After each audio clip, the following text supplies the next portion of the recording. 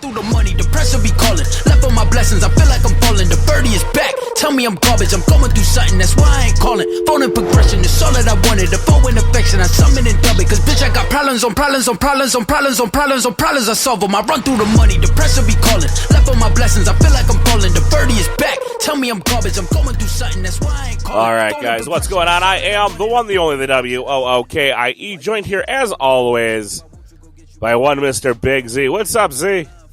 Hey, that's me. Just enjoying the holidays. I'm a teacher, so I've already been off for a couple days. Looking to be off for a bunch more. But hey, we have a guest today who drove all the way down from Indianapolis. The one, the only, JusticeBlinded, also known as Eric. What's up? How's it going? Well, it's just another day here in the corner. Indeed. I drove down to Texas to make sure I'd be on this episode, That's dedication. That is some sort of dedication there. Yeah. Yeah. You're now promoted to captain, whatever that means in the corner. All right. You're not the captain of the corner. All right. Whatever that means. There's perks and benefits that will be handed out. I get those little ribbons on the shoulder and what have you. Yeah, you get like those medals that really don't mean much. They're just there. That's right. Uh-oh. Just tells you what battles you've been through. Wait, unintentional shots fired. Hold on.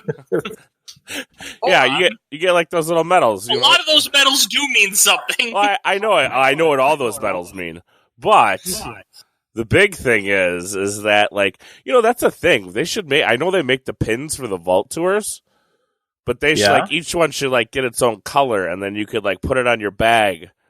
I guess there's actually a story about the pins for these vault tours, right? Didn't people get pins at 2 different vault tours that were the exact same? Yeah, they definitely used.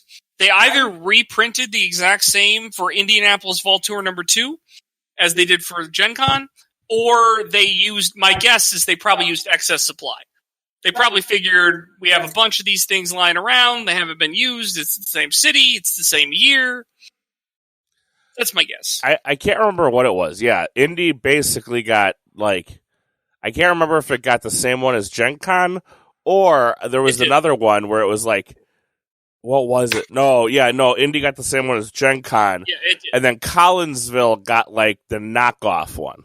Well, so what happened with that was they did a print run because this was the Yeti vaults were. If you remember, the Collinsville vault was announced with not a whole lot of advance notice, so they did a rush job where they did a print run, and apparently it's much easier, quicker, cheaper, whatever it is, to do those square pins, which is why the very first pin in Seattle was also square, because they probably ran those out real quick, and then had a longer time to run them out for subsequent vaults, which is why the Collinsville pin is square. That's what I was But it also has no jejune. It's very bland. No, it looks exactly like the one from Seattle. It's and they're and Philly had no pin, right? That's correct. Now I was told that they actually are making them. They had an order in, they just didn't get it in time. There was some production issue. So in the future, people who went to Philly can probably, from what I understand, get those pins that say Philly Vault 2 or whatever, but they won't be available until a later date. You guys should just get a pin that says "I survived Philadelphia." Yeah. Tell me about it. I need one of those. Z survived a little better than I did. Early on, I tried to collect the pins, but mine kept falling off my bags. I lost some, so I don't. You know what they need to do? More. They need to stop Okay, so they make those the push pins, and then they got the bracket in the back or whatever that is. That little, I don't know. There's probably a name for it, but I don't know what it is. Those pins never work. They just don't. You put them, you'll put them on your backpack. That pin will eventually lose its grip or whatever, and it'll just fall off. I went out and bought these secondary market pin back things that screw in with a tiny Allen wrench. So I am not normal. So this is not the normal thing. I agree it should be more durable in general. Yeah, but there are options out there. Yeah, I'm not. You just spent 30 Ember Shards, which I already think is kind of ridiculous, on a pin. I think if you show up, they should just hand them out. Here's your pin, here's your pin, here's your pin. Well, I think that actually is the reasoning behind the price, because that is also the default amount of Ember Shards That's the entry fee. Yeah. For entering the main. So, it kind of lines up. It's the exact number I got for the sealed vault at Philly. 30 Ember Shards. I just think it's kind of lame. I don't know. I don't think I should have to spend my Ember Shards earned on a pin. I mean, I guess you don't have to. Nobody's like forcing you will buy this pin, but at the same time, like they should just like, oh, did you sign up? Did you spend $40? Here's a complimentary pin. Yeah. Well, I mean, I guess they're giving you more choices, right? Like if you didn't want the pin and you wanted instead to devote your Amber Shards towards the metal keys, if you won a couple games, you could get that. A chair. I guess that's the theory, but a table. Hey, I mean, I did post this week or last week. I don't know. I am 3,000 of the 4,000 Amber Shards in to get a table. He's getting there. I would give you mine in like somehow, some way, if I didn't want the bag so bad. I'm so close to that bag, and I'm getting that. Yeah, we talked about this, I think, last episode or the episode before. But yeah, the bag is really good. I do highly recommend it. My family uses it religiously now. My wife really wanted it. But it has legit replaced 2 quivers and an Ultimate Guard like deck case thing. We spent over $100 in product, and now that bag has replaced all 3 of those. So I am now after 4 boxes of AOA, mind you. 4 boxes of AOA. I want to say this one more time. AOA experiment. Oh, you bought 4 boxes recently? Yes, just this past Friday. I got a good deal. So let me guess. You opened some nuts AOA deck because that's actually a thing.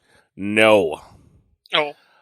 Wait, are you saying the quality of the decks you opened in AOA was not up to your liking? Well, let me put it to you this way. I figured out of 4 boxes, right? Let me just say it again for all the people sitting there at home. 4 boxes. 4. We need to clarify. This is fucking boxes. Sealed decks. 48 sealed products. Decks. Yeah. I got 1 Martian Generosity, but no Key Abduction. Now, okay. The one thing I will say is that I think it's safe to assume, I have opened at least 48 AOA decks from competing in all the sealed events I've competed in. Maybe not a lot more than that. I have never held a Martian Generosity deck in my hand before I started, like, looking at other people's decks, right? Like, so that is, that's not out of the realm ridiculous, but I figured I'd get 1. Yeah, you probably had odds to get 1. No good heart decks. No good Martian Generosity decks. I got like a couple Grump Buggy decks, but we know how I feel about those now. I'm told you're not a fan. Yeah, I'm not a fan. Soured a little. So, but after all of that, I'm at 324 shards. And I still have a store championship that I won that I have received 0 shards for because of the old gem update trick they didn't do. So I am owed however much for winning a store championship's worth. What, they 50? have that post. They're supposed to be working on it. So yeah, I guess. I mean, I know they probably sent the stuff in, but I mean, what's his name said it is a long process. Dallas, so yeah, he said it's a long process. So and I was like, ooh, great. So I won't be seeing those. Hopefully by Worlds, maybe. Fingers crossed. I was gonna say, hey, somebody at Albany, I'll give you my QR code. Give me the bag, ship it to me. But yeah, no, if you, we'll hook you up. Like if you, well, I mean, this is public, but I think it's known and they'll allow this to happen. If you give us we'll hook you up. It's I've done it for people, so I'm sure it's happening already. Like I've never been questioned. Nobody's ever like, "Are you sure this is you? I want to see some ID. Hold on." Yeah, no, I don't think that they would mind. And actually, the fact that it's public, there's verification. The request has been verified. But yeah, after this is over, I'm gonna show you guys my AOA list for what I pulled, because actually the only thing that is in, besides for the 1 deck, my top 6 decks that are in here are all what I've already had, and then the rest is what I pulled. Yeah, because you actually have a really good AOA deck. Like, if honestly, if you told me I was going to open up 48 AOA decks, and now even though there's 2 members of Team SAS in today's cast, like we don't live by SAS, but I think the new SAS is a little bit better gauge of like what's strong and what's competitive. Mm-hmm. I doubt I would get a single deck, above a 72 SAS out of 48. Like I've opened so many AOA decks. that are so bad, I would be utterly shocked. That's true. Well, if any of them were above 72. Confirmed. I was there when he opened a lot of them. Yes, it's this way. I've opened now just as much AOA as I have Coda, which is six displays. Yeah, that's a lot. I still don't have an AOA deck over a 72 SAS. Yeah, like I called it. Like I didn't know before this show. We did not prepare this. I've just opened a lot of AOA products. I gotta look now. Early on in the AOA era and recently, it's just like they just don't generate many decks that are any good. Like when you're looking for competitive AOA, because I know some of you are out there, some of you listen to the show, and you're looking for a Vault Warrior competitive AOA deck. Like you probably are going to go into a Vault Warrior with a 65 to 69 SAS deck that is going to come out with 4 or 5, maybe all 6 wins on day 2. Because they aren't, like, the SAS isn't flashy. They don't do a lot of things well. You just need to find a deck that does one thing effectively. Mm-hmm. And that might win 6 games. I have 2 AOA decks that are narrowly above 72.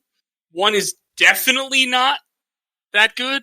And the other one is the deck I'll be playing, which is pretty good. But you did not open that. No, I did not. Oh, I opened one.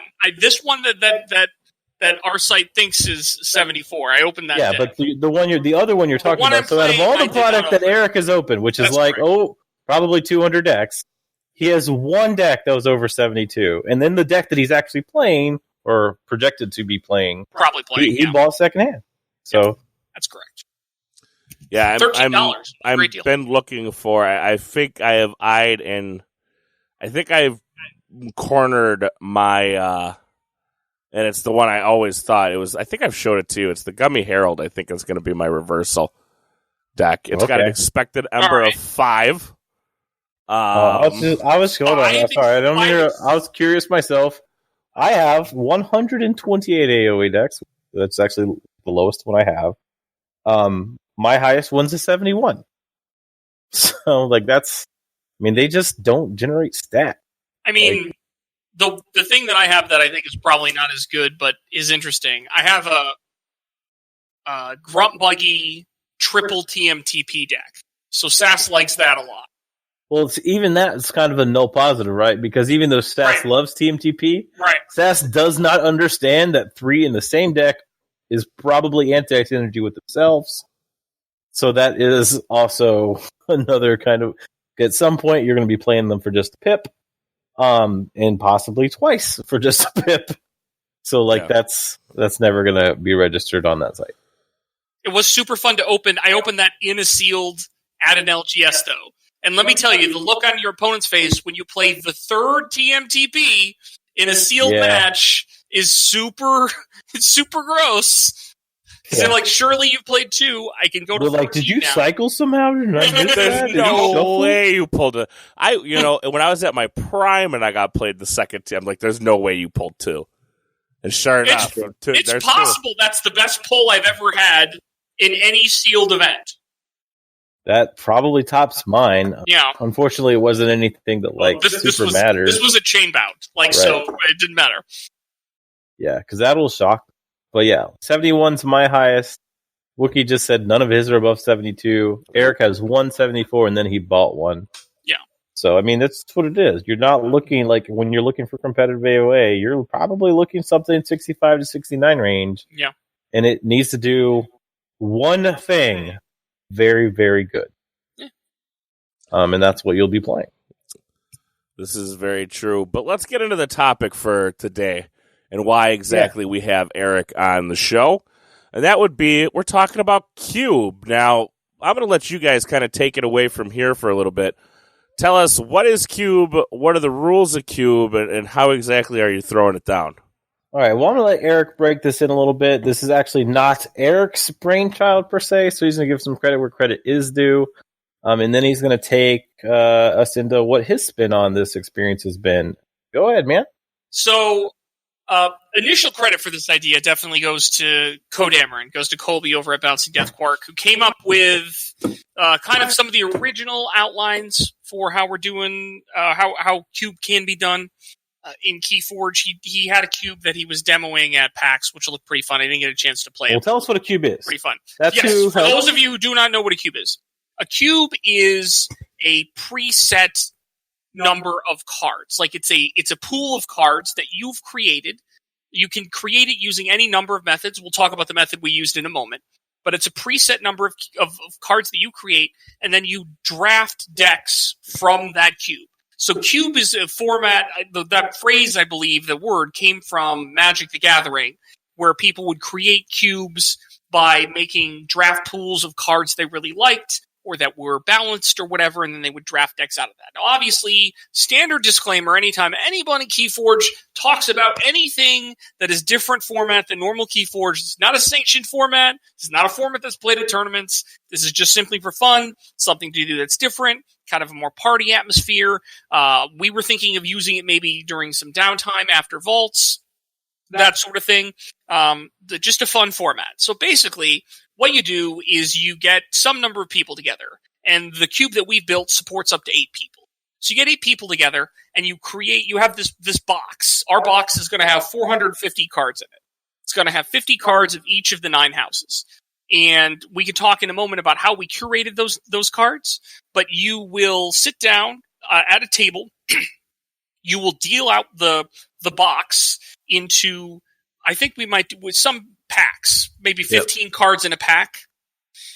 So you will have 15 cards in front of you. You will look at your cards. You will take one card, put it in front of you to keep in your own personal pool, and then you will pass the entire quote-unquote pack of cards to your left or your right. Switch directions, right? And when you get the new card, when you get the new pack from your neighbor, you will then pick a card out of that and pass onward. So you'll go through this whole process, and at the end of the process, you will end up with 15 cards.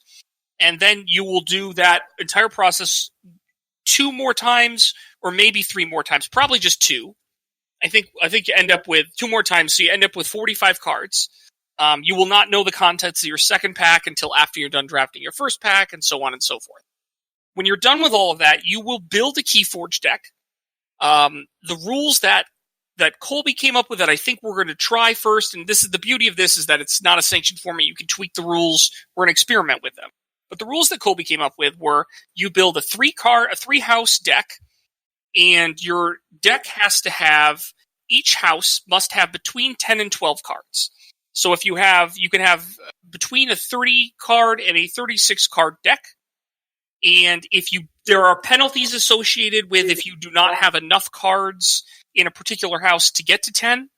There are penalties you can do that involve adding like null cards, and you would get chains, or there are mechanics for that. But just to keep it general in the beginning, you would then build a deck. You would play against other people in the cube in some sort of Swiss format, probably, and you would see how it ends up working.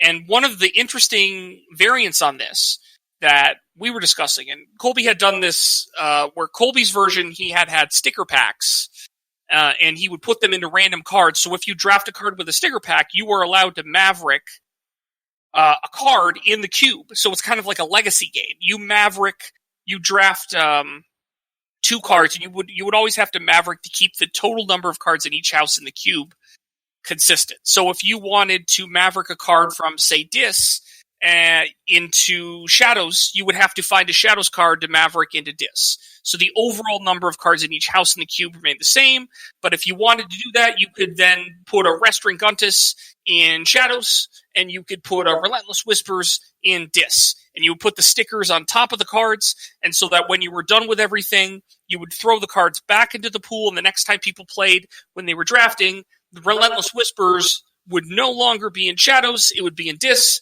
So if they drafted it, it would be as if they were drafting a Dis Relentless Whispers, and you continue on that process. The variant that I think Z and I are going to try when we demo this later this week is we're going to try giving everyone a sticker pack at the beginning so that they have the chance to Maverick guaranteed, and it's not based on them opening or getting past one of these cards that have sticker packs in them. So everyone just gets one opportunity to Maverick 2 cards, flipping the houses of the 2 cards that they end up drafting. But that's kind of the general structure of what we're thinking, what a cube is, what we're kind of thinking with it. You can imagine all the possibilities that go with that. So you guys are doing more of a card by card as opposed to a house by house. Yeah, so like that was one of the things that we talked about because I don't know how Colby made his cube. But like for me, if I were doing this, I would have just grabbed the exact number of decks I needed, yanked the whatever houses are in that, and I would have created that's my 450 card pool. Eric wanted like Super Cube. So he made Super Cube. So together Eric, myself, and my son all got sat down, and I got the laptop up, and they just started yelling out in each house, they wanted 25 commons, and then 25 cards that were not common, either special, rare, or uncommon, to make up that 50-card house that would go in the cube. So they listed off those. Mainly the criteria was the cards we like to see. In most cases, you're looking at really good cards. A few cards in there are there because they're thematically relevant, even though they may not be amazing. Like Niffle Queen is a card in there.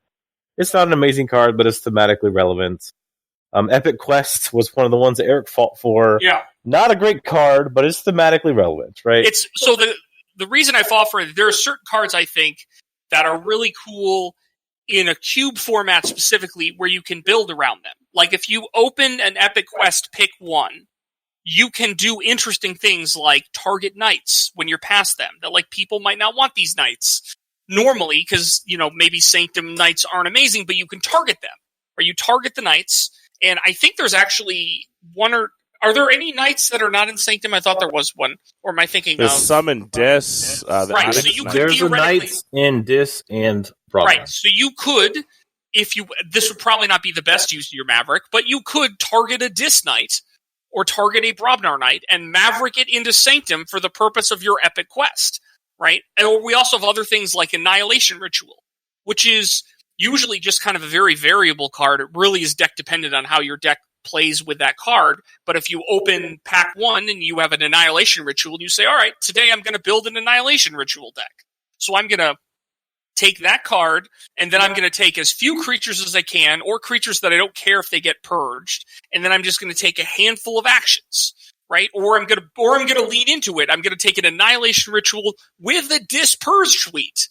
So you purge like all of the cards everywhere. You just do silly, silly things with that concept. And the one other thing we did do is we tied cards to other cards. So there's a Fagin in the cube, and the Fagin comes with 2 Urchins. So if you draft the Fagin, there's a separate pool of cards that's not in the normal draft. There is a normal Urchin in the draft, but the Fagin comes with 2 Urchins. So if you draft a Fagin at the end of the draft, you show the Fagin, and from this separate supply of extra cards we have, you will be handed 2 Urchins that go along with your Fagin. And that will be known to everyone prior to the draft. If you draft the Queen, the Niffle Queen, you get 2 Apes. That sort of thing. We only have 1 Horseman in the draft. If you draft the 1 Horseman, you get the other 3.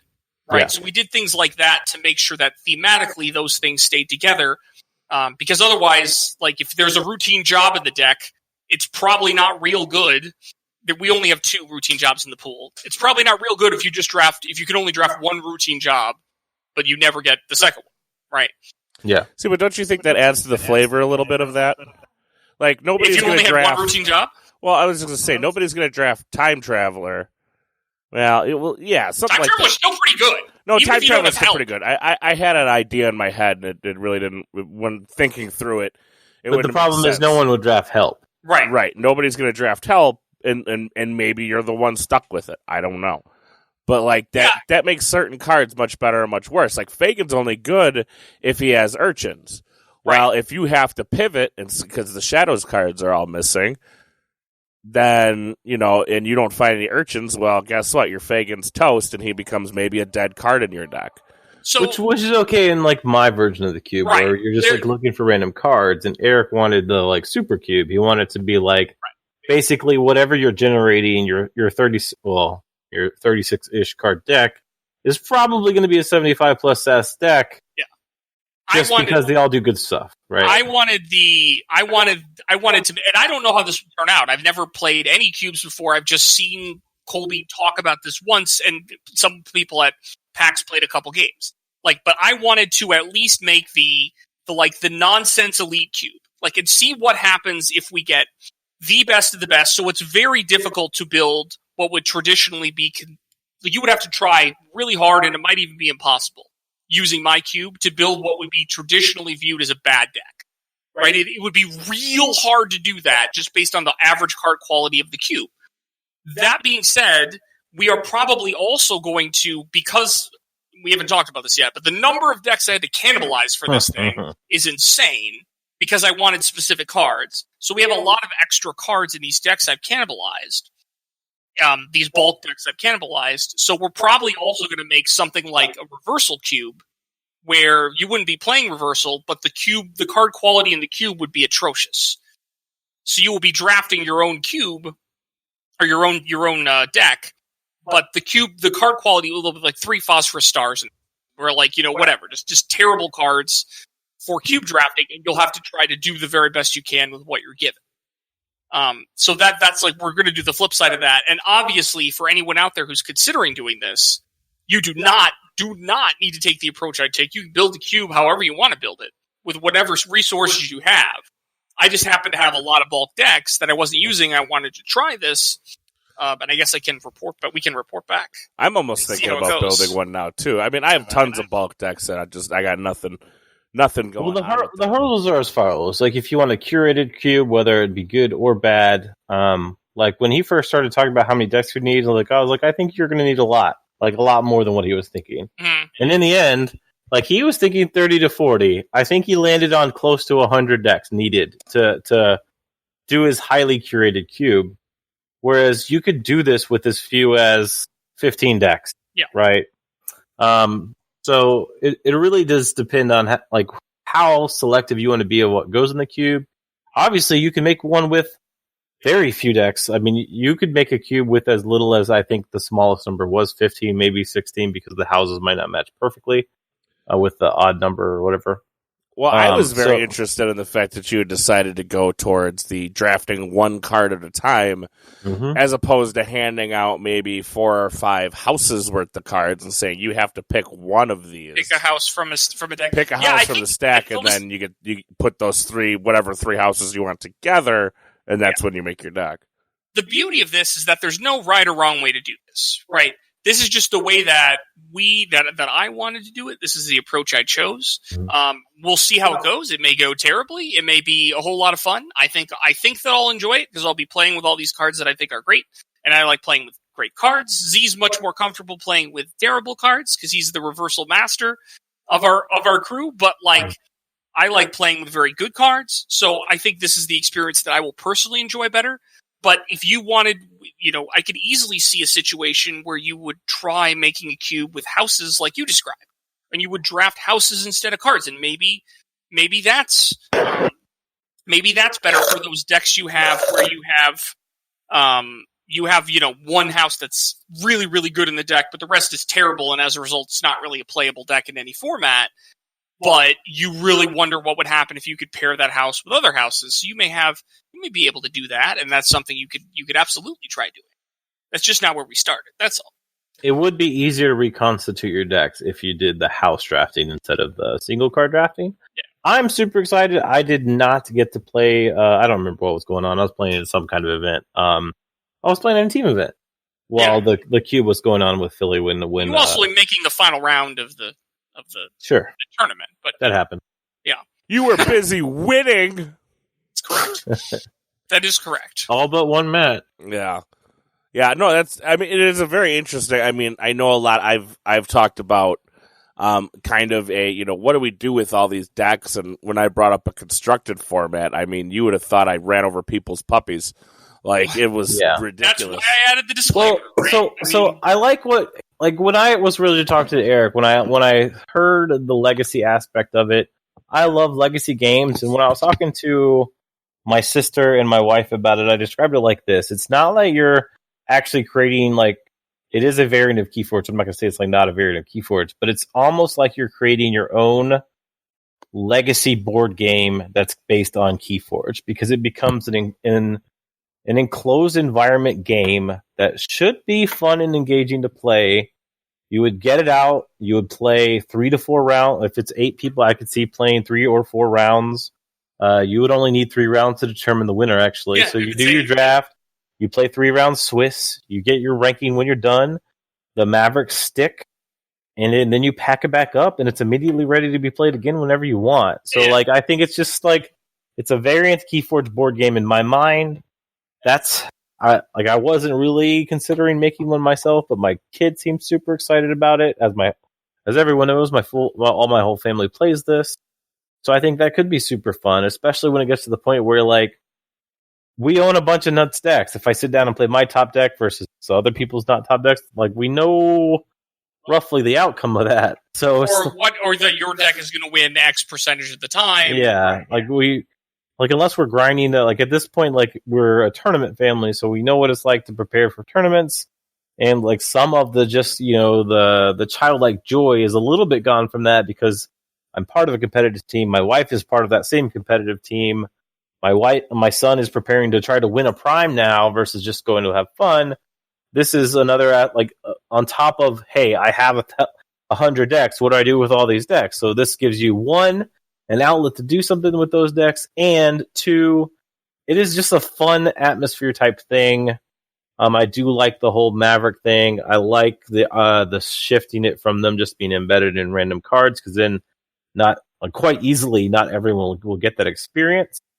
So everyone being able to Maverick one thing per game, that makes them like ingrained and involved in the legacy part of the game. And it's also cool because people who aren't like it's a lot of legacy board games you generally want to play with the same people. Yeah. But this, you could literally just pick it up. Like I could play a couple games here while I'm in Texas, drive back to Indiana, then bring it to my local and play with a couple other people, and like they would get the fun of opening up these quote unquote packs and seeing, oh wow, you have a Grabber, Jammer, and Saurian.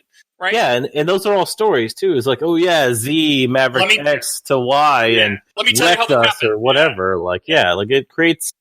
I don't know. I think it goes back to like it does create some kind of more fun, joyful thing with all of these decks that otherwise like they sit in people's stores forever, or they sit on people's shelves forever. They literally aren't doing anything. Like you just opened 48 of them, Wookie. Right. You got your own AOA cube right there. Yeah, I have some stuff and things. Yeah, you could have a AOA exclusive. Oh no! Cube. Oh no! I think I'm all set. Anyway, you have the alcohol handy. Well, my big thing is I've been trying to figure out and I've been kind of working on this for a while. Is like a Keyforge commander type deal where your decks are much larger. It's possibly much slower. Maybe you're forging 6 keys as opposed to 3 or 4, maybe 4 keys. So off the top of my head, the multiplayer thing adds more complexity. But let's just say you had a head-to-head match. Off the top of my head, what if you had whatever 9 times 12 is? Z, you're the math guy. 9 times 12? 108. 108. What if you had a 108 card deck? So you had 12 cards of every house that you put in the deck, and you had some sort of mechanic, like your hand's got to be more than 6, right? So your hand size, you drop, the normal default drop is 8, 10, something. Well, I was almost thinking you pick 3 houses, right? Your commander would be a quote unquote named card, right? Your old Brunos of the world, a thing that has a name. It has a name, like Archon is like... Zenzinnik. Oh, no. Yeah, and that would be the thing. But, every time the creature dies, it goes back to command zone, and you want to replay it, you would lose an Ember. So, my Zenzinnik goes back to my command zone. That sucks. I want to replay him, but I have to lose an Ember to do so. Or 2, or 4. Or play around with the idea. But that was the whole idea, because I'm like, this could get out of hand if, because obviously things such as Charette, Old Bruno, those are going to get a little out of hand eventually, right? Can my commander be named Library Access? No, it can't. Okay. Yeah, I think definitely not a creature or a named card. I think I'd like Igor as a commander, quite frankly. I want Igor. Is that Z talking in the background? I'm sorry, I turned my mic off. I got so animated about that, and then my mic got turned off. Anyway, I think I'm going to beat you all at the commander game right now. He's going to play Guntus. Yes, it's Restring Guntus. I think Wookie and I are going to rule right now that's not a proper name. I was going to say, and the first person that Western Guntus is definitely the name of the demon. No, I don't think so. I think that's a genus or species. Nope, it is his name. A genus or species? Right. It's a genus or species of things that wreck Eric. Guys, I will name whatever I have to call it to make it not legal. I will call it. It is a genus or species of creature. I'm looking it up. I mean, I don't know. It just says demon. It is, he's one of almost all of the demons other than Guardian Demon are the names. The Terror is the name. Pit Fiend or Pit Demon is obviously not a name, but almost all of the rest are just their names. See, because I've also played around with the idea of maybe we choose like 2 from each set from each house, and those are your possible commanders. Because if you guys, I don't know if you guys, maybe you did. Restricted world, so you can't do nonsense things like Z's trying to do? Correct. So, because obviously, number one, there's that, because I'd already kind of thought about that. Well, other than the Mars and Sanctum, you could really just go with the leaders. None of the leaders are honestly too broken. Like, Lord Invidious is pretty crazy to start off with every time. Although if you got to play it in the middle of a battle line, then it's like I take care. I steal your commander. No, I don't know, because if you remember old school EDH Elder Dragon Highlander, in the original there was only 5 to choose from. You had to be one of the Elder Dragons. It wasn't just any legendary creature the way it is now. So I was like, what if I do 2 per house per set? I mean, now that we're getting up there in sets, it's getting more and more difficult. You would have to be very restrictive, because as Eric just said, like, Lord Invidious is just broken if he's always there in your first Dis turn. only gets Pit Lord. It's their only one. Pit Lord is the only... No, I'm kidding about that. Beyond that. But so in my cube, you can Maverick Pit Lord into something crazy, like, I don't know, Starline. Or Logos. Because Maverick Pit Lord's actually real good. Maverick Pit Lord's real good, and that might be real busted. Yeah. Yeah, that could be... I mean, that's the top draft card, right? I don't know if it's the top one. Maverick Restoring Guntus next to a Shadow Self? I think I'll take my double Morpheus Guntus. Thank you very much, but, Well, okay, double Morpheus Guntus, and then... Game is over. Then just put Game him immediately ends. Just put him next to a Shadow Self. You don't even need to do that. You play 2 Morpheuses, you play Guntus, they're not allowed to call any houses. Have a good day. Yeah. What are you going to do in that kind of scenario? What are you doing in that kind of scenario? Lose? That seems like a shitty way to lose. I mean, but it's the story, right? It's what Z said earlier. Like, that will almost never happen because all of those cards are independently good enough that anyone who sees them is going to want to draft them anyway. But if you happen to end up one time when this cube is played, if you end up with all 3 of those cards, and you Maverick one into the same house, and you play all those 3 cards in the same turn, it will be an epic story about, remember the time when I just played 3 cards out of hand and the game was immediately over despite the fact I had forged no amber and no keys? Yeah, that was fun. It'll be a story.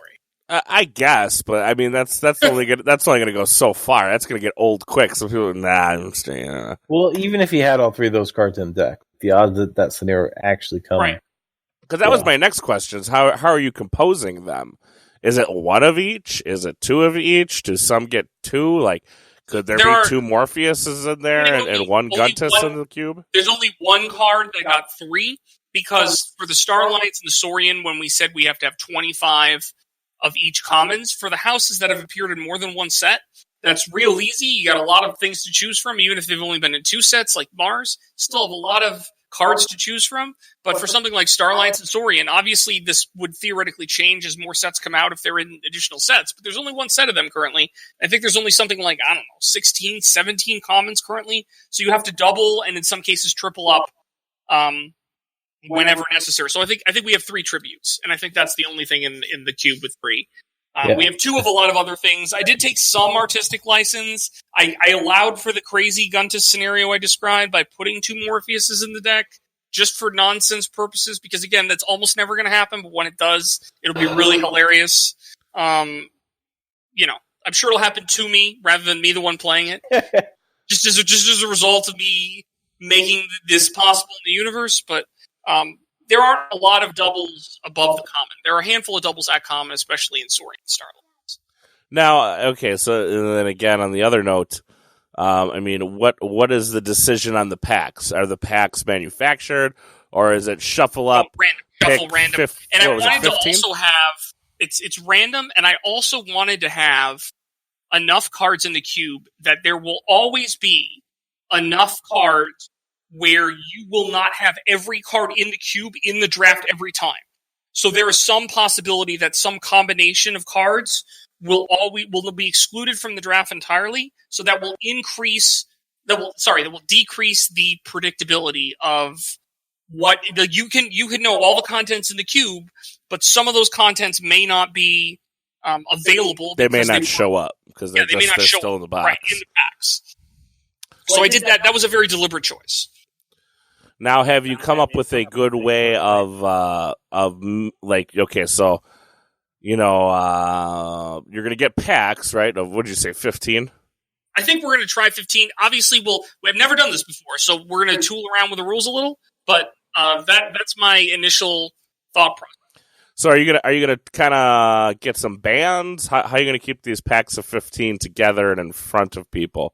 Well, so the way they do this in Magic, they do this principle in Magic at drafts where they've done a lot of drafts and they know what they're doing. They do this thing called zone drafting. And it's just a fancy term for never have more than one pack on the table in between two players at the same time. So if I'm sitting next to you and I'm passing to you and I've looked through my pack, I made a quick decision because that Guntus is right there. I snap pick the Guntus. And I put the thing on the table between. Well, I mean, of course, Guntus is a snap pick. I mean, of course, I'm taking it immediately. Right. So you snap pick that. You set it down next to me. Say you're to my left, and we're passing to the left this round. I set it down on the table next to me to my left. You have a harder decision because there's no obvious choice, and you're deliberating between doing some Brobnar nonsense or doing some Logos nonsense or whatever you might be deliberating between. You know, there are no NARPs in the pool, but pretend like there was, and you're really deciding whether you want to take one. No NARPs. I mean, automatically your cube's already illegitimate. Wookie's out. Wookie's out. I'm not playing. Out I'm of out. the pool. That's correct. Out. We're Like going to have several NARPs in the reversal pool. But anyway, why is he got to be in reversal? What's that? Why is he in reversal? I mean, you know, he can't have all the glory. What can I say? He should, but okay, fine. So I take this pack that contains no NARPs, and I set it down on the table to the left of me, in between me and you. Now, you're still deliberating. Let's say I get pack 2, and I open it up, and I don't know what would be a snap pick. I have a Morpheus, right? I want the Dream. So I snap pick the Morpheus pack 2. But you have not picked up the first pack I set down because you're still deliberating. So I cannot set my pack down, the second pack down that I've seen, on the table until you've picked up that first pack. That ensures that there's nothing that can happen in terms of like the packs getting mixed up by accident, or you picking one pack from the other, or a card sliding over into the other pack. Like that's just the safest way how to do that. And it's called zone drafting because there are multiple zones, right? One zone is in your hand, one zone is in your opponent's hand, and one zone is in the table in between the two of you, and you can never have more than one pack in any of those zones at a time. So that will ensure that you don't get any packs mixed up. When you pick cards, you just put them in front of you. Maybe you have a key and you put them under a key or something to designate them as different. But that would be how you keep them separate. And you go from there. Now, last question before we kind of wrap this up. Have you ever thought, because are you going with 36 card decks, or did you ever maybe think, well, maybe let's make it 30? It depends on the house, right? I think that you could have, if you have a house that's real good and you want to feature that house, and you didn't get as many, and you didn't get 12 cards that you wanted to use, like say your main house is Dis, right? Or you have some build where you really want to be calling Dis a lot, or Starlines is probably more likely. Let's say you want to really be calling Starlines all the time. So you'd want to get 12 good Starlines cards, and maybe you only want 10 cards in your other two houses so that you're more likely to draw into Starlines, right? So like there are a lot of different meta-analysis considerations. That's my thought. I don't know if you would... One of the things that I think Colby had come up with is that if for whatever reason you can't fill your house, you put in 4 null cards into that house. Like you just turn them around, put them backwards or something. So when you draw that card, it's just a chain in your hand. You can Omni discard it from any house you call, so it's not like a full type chain in your hand, but it represents like some kind of penalty for not filling that. I would kind of vote that way so that you don't like try to set up intentional Logos loops by having 12 Logos cards and then 10 of the other 2. Yeah, you can do it that way. Like that's one of the things we'll experiment with. You could do it that you can do chains up to the minimum, which is 10, or you can do chains, or you can make the minimum 12, right? You can say, we're going to have these penalty cards in there for anything. If you have a house that only has 6 cards, well, guess what? You have 6 blank cards in your deck that don't do anything. Yeah.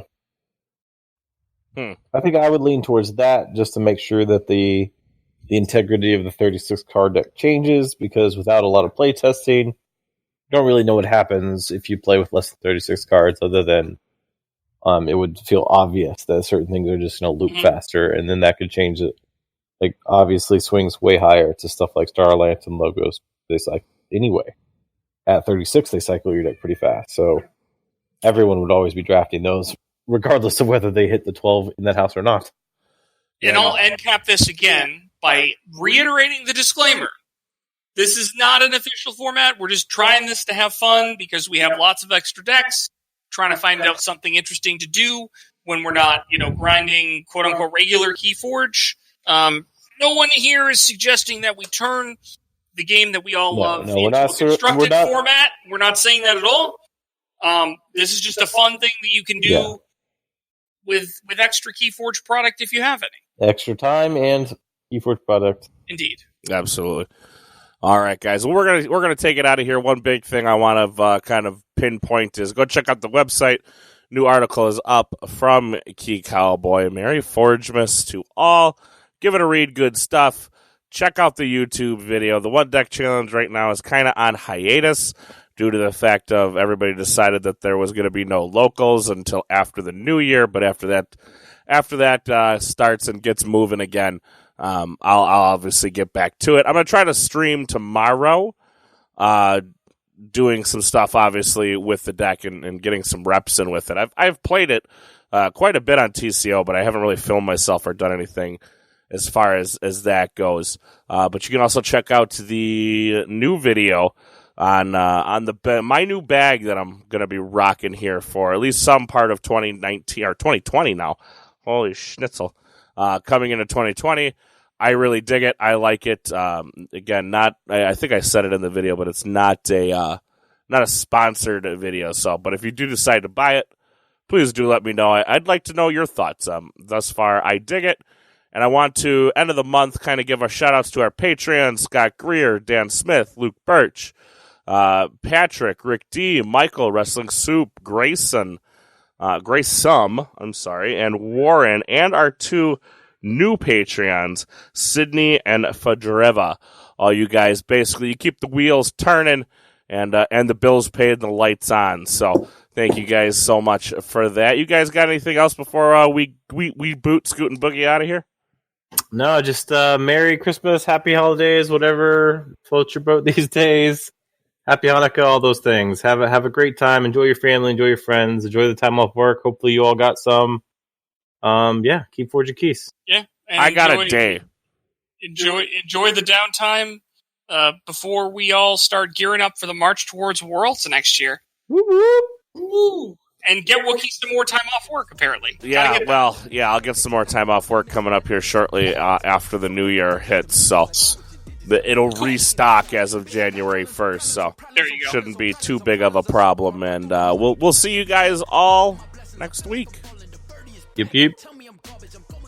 That's why I ain't calling. Phone and progression is all that I wanted. The phone and affection, I summon and dub it. Cause bitch, I got problems on problems on problems on problems on problems on problems. I solve them. I run through the money. The pressure be calling. Left on my blessings. I feel like I'm falling. The birdie is back. Tell me I'm garbage. I'm going through something. That's why I ain't calling. Phone and progression is all that I wanted. The phone and affection, I summon and dub it.